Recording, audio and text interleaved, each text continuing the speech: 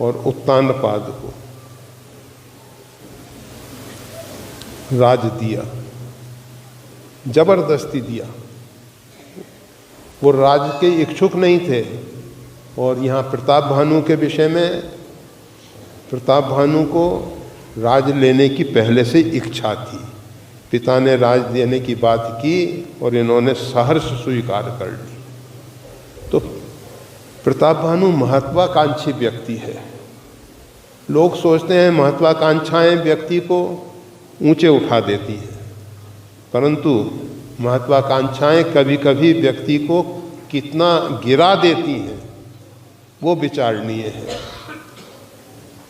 प्रताप भानु ने राज पाकर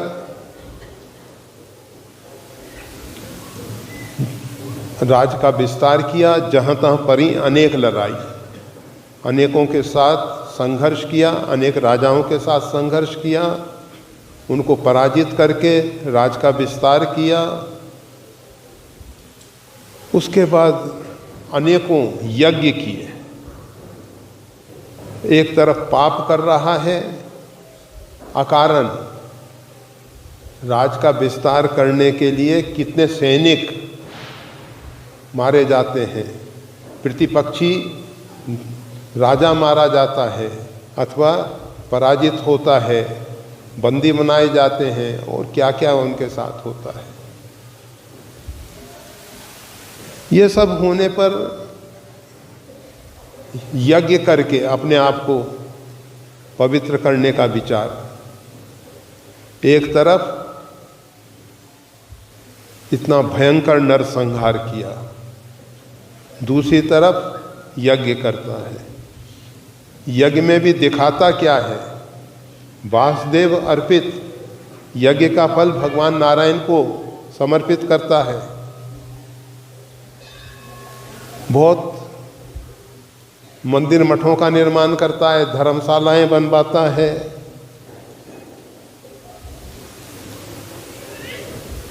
एक बार शिकार के लिए जाता है, बहुत से मृग मारे पर संतोष नहीं है, उसमें भी लोभ है। एक बरहा आ गया सामने, शूकर, उसका पीछा करने लगा और उसका पीछा करते करते विंध्याचल के गंभीर वन में पहुंच गया। विश्व विदित एक केकई देशु, ये सत्यकेतु महाराज केकई देश के राजा थे, कश्मीर के राजा थे। कश्मीर से प्रताप भानु चल के कहाँ पहुँचे? विंध्याचल, शिकार के चक्कर में बहुत लंबी दूरी तय कर ली। संतोष नहीं है जीवन में, बस और प्राप्त हो जाए और प्राप्त हो जाए। जिम प्रति लाभ लोभ अधिकाई, जितना लाभ होता है उतना लोभ बढ़ता चला जाता है।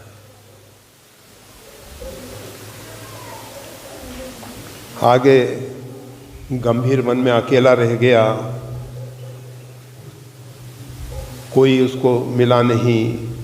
संध्या हो रही थी, प्यास लगी हुई थी। उसी समय एक कुटी दिखाई दी। शूकर तो उसको छल पूर्वक वहाँ ले ही गया था। कालकेतु नाम का राक्षस शूकर बन के आया था और उसको छल करके वहाँ तक पहुँचा दिया, कपटी मुनि तक पहुँचा दिया। कपटी व्यक्तियों को कपटी मुनि मिल जाते हैं, सज्जनों को सही संत मिलते हैं, और जो कपटी होते हैं उनको कपटी मुनि मिलते हैं। राजा प्रताप भानु जो यज्ञ अनुष्ठान का फल भी भगवान को अर्पित कर रहा था,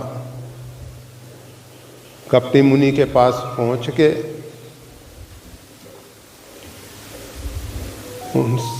उन्होंने जब परिचय पूछा तो बता दिया कि मैं तो प्रताप भानु का सचिव हूँ।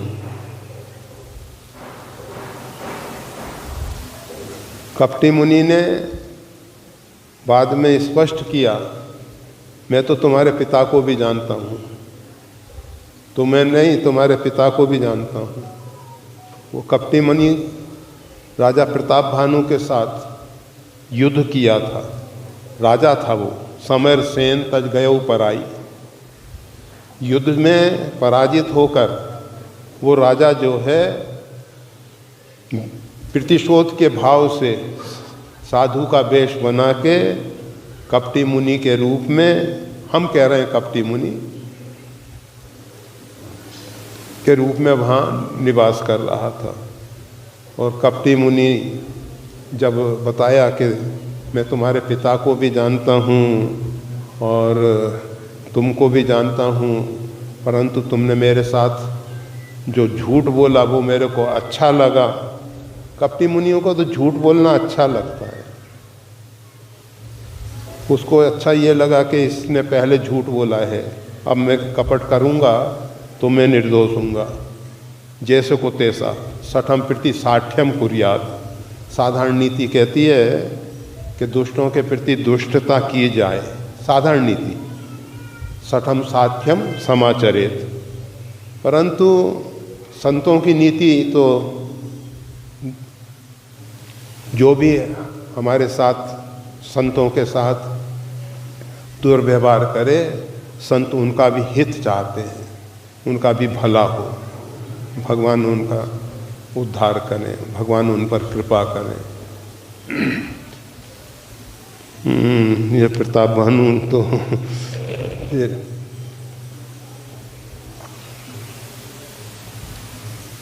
राजा प्रताप भानु को कपटी मुनि नाना प्रकार की कहानियाँ सुनाता है।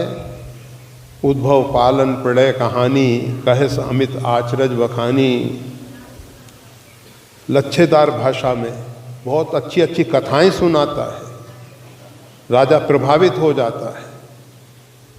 हम ये बताना चाहते हैं, जब हम साधु को चमत्कार से, उसकी विद्वता से, उसके लच्छेदार भाषा से सुन के प्रभावित हो जाएं, जरूरी नहीं है कि वो सच्चा साधु हो। कपटी मुनि भी ये सब काम कर लेते हैं।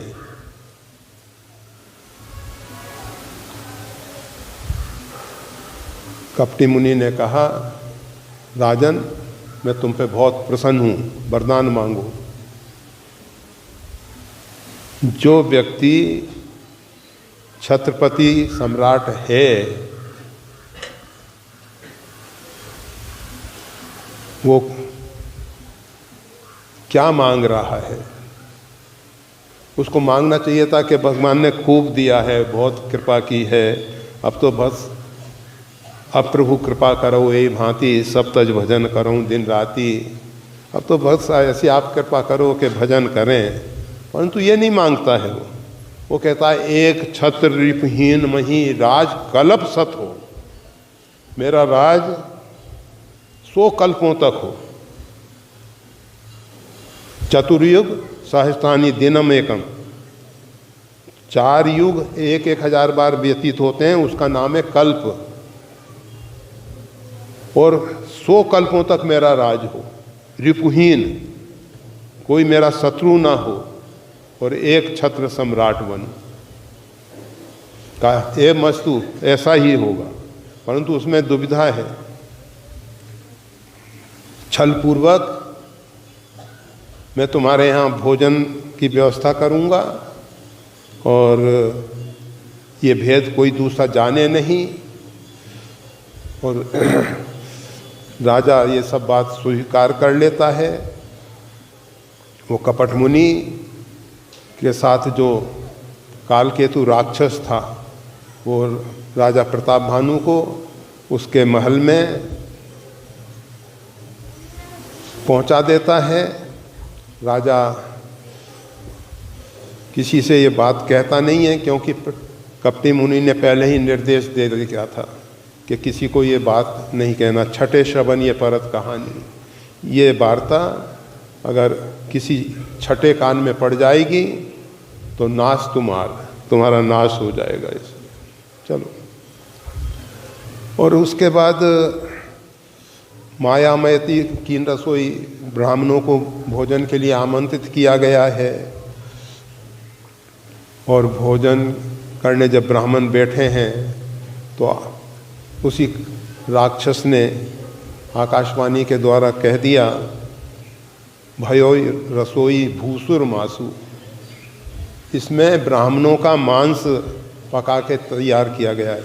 उसने मायामय थी कीन रसोई, उसने माया के द्वारा ऐसी रसोई की जिसमें अनेकों पशुओं का मांस तैयार किया गया था, और उसके साथ साथ उसमें ब्राह्मणों का मांस भी। और जब ब्राह्मणों ने सुना ये बात कि हमारे साथ ये छल किया जा रहा है, तो उन्होंने श्राप दे दिया। वही प्रताप भानु राजा रावण बना है। तो कथा तो बहुत बड़ी है, परंतु समय की मर्यादा के हिसाब से कह रहे हैं कि व्यक्ति की महत्वाकांक्षाएं, उसके अंदर की वासनाएं कभी शांत नहीं होती हैं, रावण बना देती हैं। तो ये जो रावण है, भगवती सीता जी के सामने कह रावण सुन सुमुख सयानी, मंदोदी आदि सब रानी, तब अंचरी करऊँ पनमोरा, एक बार बिलोक ममोरा।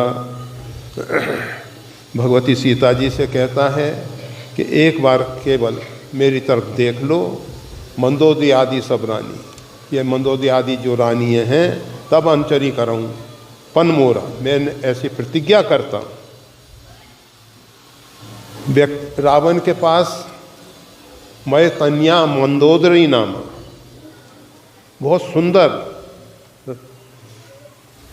नारी ललामा, श्रेष्ठ नारी मंदोदरी उसकी पटरानी है, उससे उसको संतोष नहीं है। व्यक्ति के जीवन में जब ये कामेष्णा इतनी बढ़ जाती है,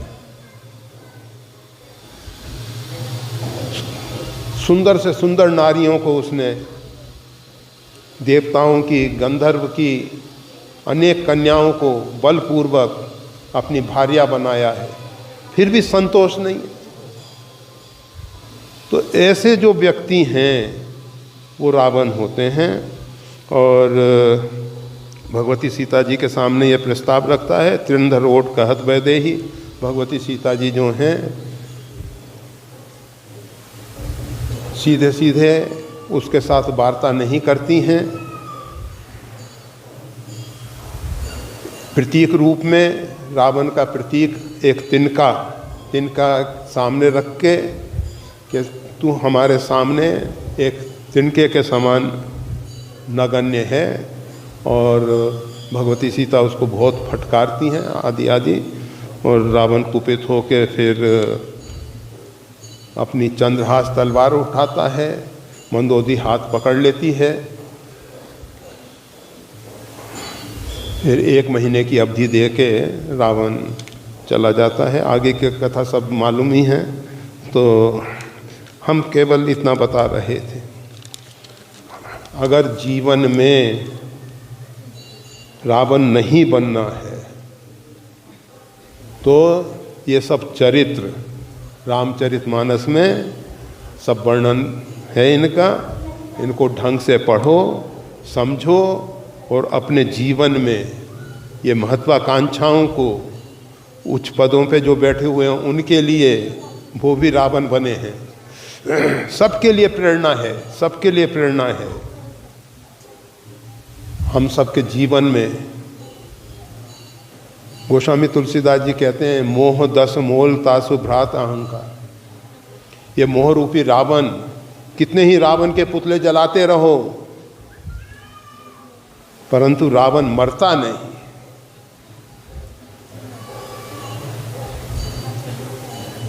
रावण सबके हृदय में बैठा हुआ है।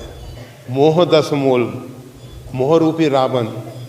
जब तक भगवान की कृपा नहीं होती है, करुणा नहीं होती है, भगवान की शरणागति नहीं होती है, तब तक ये रावण नहीं मारा जाता है। देखने के लिए धन्यवाद। श्री गुरुदेव की वाणी का और ज्यादा लाभ लेने के लिए कृपया हमारे चैनल को लाइक और सब्सक्राइब करना ना भूलें। चैनल का लिंक डिस्क्रिप्शन बॉक्स में उपलब्ध है। जय श्री राम।